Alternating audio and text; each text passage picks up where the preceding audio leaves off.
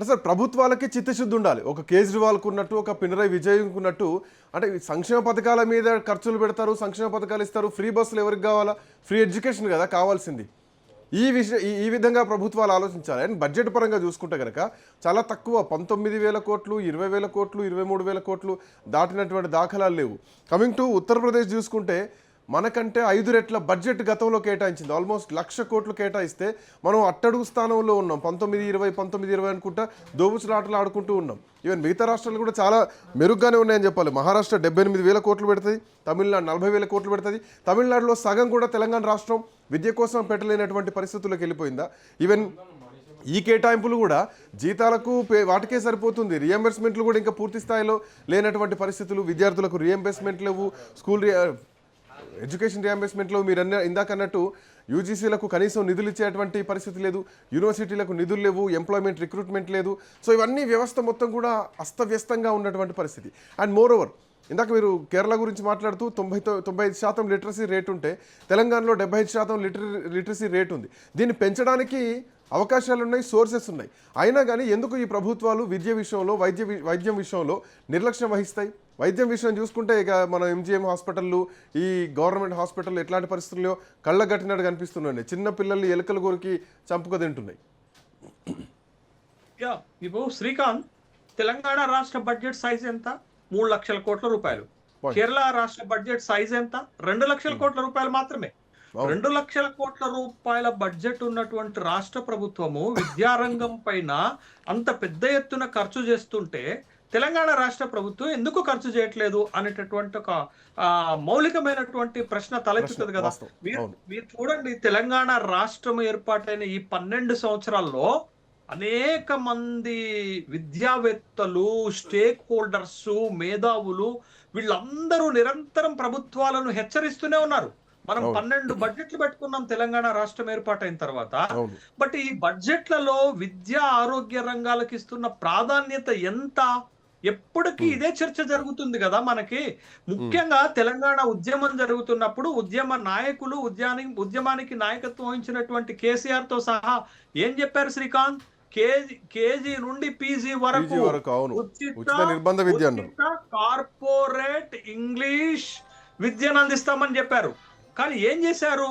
ఒక గురుకులాలు 1000 గురుకులాలు పెట్టేస్తే, చేతులు దులిపేసుకుంటే అదే కేజీ నుండి పీజీ వరకు ఉచిత విద్య అన్నారు, అదే ఇంగ్లీష్ మీడియం అన్నారు, అదే కార్పొరేట్ విద్య అన్నారు. వాళ్ళేమో గురుకులాలు పెట్టామని గొప్పలు చెప్పుకుంటే, వీళ్ళు వచ్చిన తర్వాత ఇంటిగ్రేటెడ్ స్కూల్స్, నియోజకవర్గానికి ఒక ఇంటిగ్రేటెడ్ స్కూల్స్ 25 ఎకరాల్లో 20 కోట్లతోటి 2 సంవత్సరాల్లో ఒక్క స్కూల్ పూర్తి కాలేదు. ఇంకొక 2 సంవత్సరాల్లో ఎన్ని స్కూల్ పూర్తి అవుతాయో తెలియదు, వాటి మెయింటెనెన్స్ ఏంటో తెలియదు, వాటికి అయ్యేటటువంటి బడ్జెట్ ఎంత కేటాయిస్తారో తెలియదు. నీకు బడ్జెట్ లో సఫిషియెంట్ నిధులు కూడా కేటాయించకుండా ఇట్లాంటి గతంలో మోడల్ స్కూల్స్ పెట్టారు. ఏమైంది శ్రీకాంత్? మోడల్ స్కూల్స్ వ్యవస్థ ఎటుపోయింది శ్రీకాంత్? మరి వాళ్ళ రేపు కొత్త ప్రభుత్వం, కాంగ్రెస్ కాకుండా ఇంకొక ప్రభుత్వం గెలిస్తే ఈ ఇంటిగ్రేటెడ్ మోడల్ స్కూల్స్ నడుపుతారా?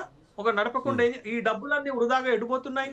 అంటే మీరు విద్యారంగానికి ప్రాపర్ గా నిధులు కేటాయించరు, కేటాయించినటువంటి నిధులను పూర్తిగా ఖర్చు పెట్టరు, సరైనటువంటి విధానాలు కూడా లేవు. తెలంగాణ రాష్ట్రంలో విద్యా వ్యవస్థని సమూలంగా ప్రక్షాళన చేయడానికి సరైనటువంటి పాలసీలు లేవు.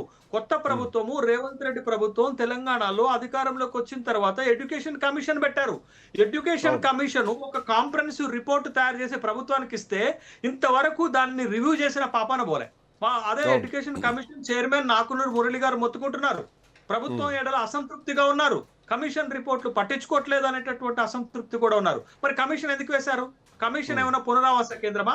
రాజకీయ పునరావాస కేంద్రమా? కాబట్టి ఇవాళ కమిషను వేశారు, కమిషన్ రిపోర్ట్స్ ని పరిగణలోకి తీసుకోవటం లేదు, కమిషన్ ఇచ్చినటువంటి రిపోర్ట్ను అమలు చేయడానికి ప్రయత్నం చేయటం లేదు. గత ప్రభుత్వం తీసుకొచ్చినటువంటి 1000 గురుకులాలలో 600 గురుకులాలకు ఇవాళకి ఇన్ఫ్రాస్ట్రక్చర్ లేదు, కనీసం వాళ్ళకు వసతి లేదు, అన్ని కిరాయి అద్దె భవనాల్లో ఉంటున్నారు. తర్వాత రాష్ట్రంలో చదువుకుంటున్నటువంటి సంక్షేమ హాస్టల్లో ఒకవేళ ఇప్పుడు బడ్జెట్లు కేటాయించిన కిరాయిలు కట్టుకోవడానికే సరిపోతుంది కదా. అదే ఫుడ్ పాయిజన్ అయ్యి పిల్లలకు నాణ్యమైనటువంటి ఆహారమే లేదు ఇవాళ. అదే నేనేమంటున్నాను, కేరళలో గ్లోబల్ స్కూల్స్ అనే మోడలు, హాస్టల్స్ అనే మోడలు, ఇవాళ వాళ్ళు తీసుకొచ్చినటువంటి రీఫార్మ్స్ ని మీరు ఎందుకు అధ్యయనం చేయటం లేదు, మీరు ఎందుకు అడాప్ట్ చేసుకోవటం లేదు, మీరు ఆ మోడల్స్ ని ఎందుకు ఫాలో అయ్యి రాష్ట్రంలో విద్యా వ్యవస్థని బాగు చేసేటటువంటి ప్రయత్నాలు చేయటం లేదు? ఇవాళ తెలంగాణ రాష్ట్రంలో 24,000 ప్రభుత్వ స్కూల్స్ ఉంటే ఈ ప్రభుత్వ స్కూల్స్ లో ఉన్నటువంటి పిల్లలు ఎంతమంది శ్రీకాంత్? కేవలం 16 లక్షల మంది మాత్రమే ఉన్నారట. మరి 30 లక్షల మంది ప్రైవేట్ లో ఎందుకు చదువుకుంటున్నారు శ్రీకాంత్? అంటే ప్రభుత్వ స్కూల్స్ బాగలేవనే కదా. ప్రభుత్వ స్కూల్స్ ఇందులో ఇంకొక డౌట్ సార్, ఇప్పుడు కేంద్రం బడ్జెట్ కేటాయిస్తే ఇందులో స్కూల్ ఎడ్యుకేషన్ కి సెపరేట్, హైయర్ ఎడ్యుకేషన్ సెపరేట్, అంతే కదా. 83,000 కోట్ల రూపాయలేమో స్కూల్ ఎడ్యుకేషన్ కేటాయిస్తే 55,000 కోట్ల రూపాయలేమో హైయర్ ఎడ్యుకేషన్ కేటాయిస్తే, సో ఇవి కూడా ఏదైతే కేంద్ర విద్యా సంస్థలున్నాయో వాటికి మాత్రం కేటాయించేటువంటి నిధులుగానే దీన్ని చూడాలి. కమింగ్ టు రాష్ట్రం విషయానికి వస్తే ఈసారి కూడా మనం పెద్దగా ఏమి ఎక్స్పెక్ట్ చేయాల్సినటువంటి అవసరం లేదు. గత 20 కోట్లకు 23,000 కోట్లకు పెడతారు. దాంట్లో దాని కేటాయింపులు ఎట్లా ఉండొచ్చు? శ్రీకాంత్, నేను మీకు ఒక జోక్ చెప్తాను. అసలు ఈ బడ్జెట్ కేటాయింపులు మరీ విద్యారంగానికి ఎట్లా జరుగుతున్నాయో లాస్ట్ 3 బడ్జెట్ల కేటాయింపులు ఎలా ఉన్నాయో చెప్పనా? 19,000 కోట్ల రూపాయలు, 21,000 కోట్ల రూపాయలు, 23,000 కోట్ల రూపాయలు. అంటే ఎట్లా ఏ నిష్పత్తిలో పెంచుతున్నారో అర్థమైంది కదా. 19,000, 21,000, 23,000 కోట్ల రూపాయలు నిధులను పెంచుకుంటూ వచ్చారు. ఇప్పుడు ఏం చేస్తారు తెలుసా శ్రీకాంత్? 25,000, 26,000 కోట్ల రూపాయలు నిధులు కేటాయిస్తారు. అంటే ఏదో బడ్జెట్ అవుట్లే పెరుగుతుంది కాబట్టి, బడ్జెట్ సైజు పెరుగుతుంది కాబట్టి, విద్యారంగానికి కూడా కొన్ని నిధులు పెంచాలి కాబట్టి పెంచుతున్నారు తప్ప ఆ నిధులను పెంచాలనే ఉద్దేశం కానీ, ప్రాపర్ గా ఖర్చు చేయాలనేటటువంటి ఉద్దేశం కానీ లేదు. రెండోది, తెలంగాణ రాష్ట్ర ప్రభుత్వ ఆధీనంలో 12 విశ్వవిద్యాలయాలు ఉంటే ఈ విశ్వవిద్యాలయాలకు బడ్జెట్ లో కేటాయించేటటువంటి నిధులు ఎంత తక్కువగా ఉన్నాయంటే అంత తక్కువగా ఉన్నాయి. ఈ విశ్వవిద్యాలయాలకు ఇచ్చేటటువంటి నిధులలో బ్లాక్ గ్రాంట్స్, జీతాలు చెల్లించటానికి కూడా సరిపోనటువంటి బ్లాక్ గ్రాంట్స్ ఇస్తున్నారు. ఇచ్చిన నిధులను కూడా ఇంతవరకు రిలీజ్ చేయలేదు. ఈవెన్ దో మీకు చిన్న ఎగ్జాంపుల్ చెప్తాను, కాకతీయ యూనివర్సిటీ ఎగ్జాంపుల్ చెప్తాను. ఇది ఫిబ్రవరి నెల కదా. ఈ గత బడ్జెట్ లో కాకతీయ యూనివర్సిటీలో ఉన్నటువంటి ఉద్యోగులకు వేతనాల కింద ఇచ్చినటువంటి బ్లాక్ గ్రాంట్ నిధులను విడుదల చేయకపోవటం వల్ల సొంత నిధులతో జీతాలు చెల్లించుకోవాల్సిన పరిస్థితి వస్తుంది. రాష్ట్రంలో ఒక కాకతీయ యూనివర్సిటీయే కాదు, అన్ని యూనివర్సిటీల పరిస్థితి ఇదే విధంగా ఉంది. ఆ వైస్ ఛాన్సలర్లు అందరూ కూడా ప్రభుత్వం దగ్గరికి వెళ్ళి అడుక్కుంటున్నారు, మాకు డబ్బులు రిలీజ్ చేయండి, మేము జీతాలు చెల్లించలేకపోతున్నాం అని అడుక్కుంటుంటే ప్రభుత్వం ఇంతవరకు నిధులు కేటాయించలేదు. టాప్ మోస్ట్ ప్రయారిటీగా స్కూల్ ఎడ్యుకేషన్ ను, హైయర్ ఎడ్యుకేషన్ ను చూడాల్సిన ప్రభుత్వాలు ఎందుకు ఇంత నిర్లక్ష్యంగా వ్యవహరిస్తున్నాయో అర్థం కావటం లేదు.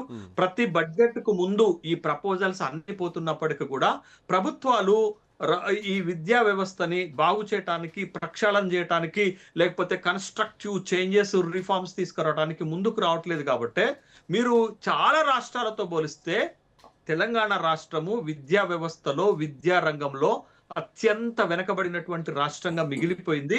బట్ కొత్త ప్రభుత్వము, కాంగ్రెస్ ప్రభుత్వం రంగంలో విద్యా రంగానికి కేటాయింపుల్లో కూడా అత్యల్పంగానే ఉంది, అత్యంత వెనకబడి ఉంది.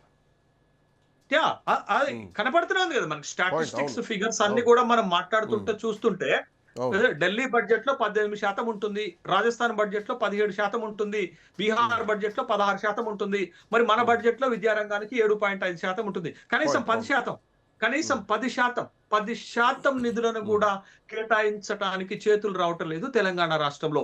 అసలు ఉద్యమ కాలంలో మీరిచ్చిన హామీ ఏంటి? మీరిచ్చినటువంటి హామీ ఏంటి? ఇవాళ త్రాగునీరు, ఆహారము, వస్త్రము, గృహము ఎంత ముఖ్యమో అంతే ప్రాథమిక అవసరంగా విద్యను, ఆరోగ్యాన్ని చూడాలి. అట్లా కాకుండా పాయింట్ సార్, జనాలను ఉచితాలకు అలవాటు చేసి ఉచిత విద్యను దూరం చేస్తున్నారు, పథకాలకు అలవాటు చేసి భవిష్యత్తును ఆగం చేస్తున్నారు. సో జనాలను ఒక దాంట్లో పెట్టేసి విద్యకు దూరం చేస్తున్నారు. సాధారణంగా ప్రభుత్వ పాఠశాలలో చదువుకునేటువంటి విద్యార్థుల సంఖ్య పెరగడం పక్కన పెడితే కనీసం ఆ స్కూల్లో ఉన్నటువంటి ఇన్ఫ్రాస్ట్రక్చర్ని కూడా డెవలప్ చేసేటువంటి పరిస్థితి లేదు. ఇంటిగ్రేటెడ్ మోడల్ స్కూల్ అంటున్నారు. ఎన్నికల ముందు శంకుస్థాపనలే చేస్తే అవి ఎప్పుడు కన్స్ట్రక్షన్ కావాలి, ఎప్పుడు దాంట్లోకి విద్యార్థులు రావాలి? శ్రీకాంత్, ఇంకొక ప్రశ్న. తెలంగాణ రాష్ట్రంలో మీరు ఏ మంత్రినైనా అడగండి, ఏ బహిరంగ సభలోనైనా తెలంగాణ ప్రభుత్వం ఏం చెప్తుందనంటే ఉచిత బస్సు పెట్టినాం అంటారు. ఆడ మహిళలకు ఉచిత బస్సు పెట్టినాం అంటే అదేదో బాగా అసలు అత్యద్భుతమైనటువంటి స్కీమ్ గాను, ప్రపంచంలో ఎక్కడా లేనటువంటి స్కీమ్ గాను, దాని వల్ల ఆడవాళ్ళ బ్రతుకులన్నీ మారిపోయినట్టుగా కలరింగ్ ఇచ్చేటటువంటి ప్రభుత్వము, మంత్రులు తెలంగాణ రాష్ట్రంలో కనపడుతున్నారు. మరి అంతే అంతే బాధ్యతగా, అంతే బలంగా మేము ఫ్రీ ఎడ్యుకేషన్ ఇస్తున్నామని ఎందుకు చెప్పట్లేదు? విద్యా వ్యవస్థ కోసం ఇంత నిధులు కేటాయిస్తామని ఎందుకు చెప్పట్లేదు? విద్యా వ్యవస్థని సమూలంగా ప్రక్షాళన చేస్తామని ఎందుకు చెప్పట్లేదు?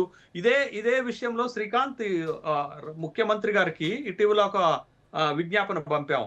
మీరు ఉస్మానియా యూనివర్సిటీ లాంటి యూనివర్సిటీకి 1000 కోట్ల రూపాయలు నిధులు కేటాయిస్తామని ఆర్భాటంగా చెప్పి ప్రకటించి అక్కడ యూనివర్సిటీలోకి వచ్చి ప్రకటించిపోయినటువంటి ముఖ్యమంత్రి గారు మరి మిగతా యూనివర్సిటీల సంగతి ఏంటది? కొత్తగా ఏర్పాటైనటువంటి యూనివర్సిటీల సంగతి ఏంటది? అవి నిధులు లేక కొట్టుమిట్టాడుతుంటే, అవి నిధుల ల్యాక్ ఆఫ్ ఫండ్స్ తోటి ఇబ్బంది పడుతుంటే, మీరు ఉస్మానియా యూనివర్సిటీకి 1000 కోట్ల రూపాయలు ప్రచారం కోసం ఇచ్చారు, ప్రచార ఆర్భాటం కోసం ఇచ్చారు, మీకున్నటువంటి ఒక పర్సనల్ ఇమేజ్ ని పెంచుకోవడానికి ఇచ్చారు తప్ప నిజంగా ఉస్మానియా యూనివర్సిటీ మీద ప్రేమతో ఇవ్వలేదు. రాష్ట్రంలో విశ్వవిద్యాలయాల పరిస్థితి బాగుపడాలని కూడా ఇవ్వలేదు.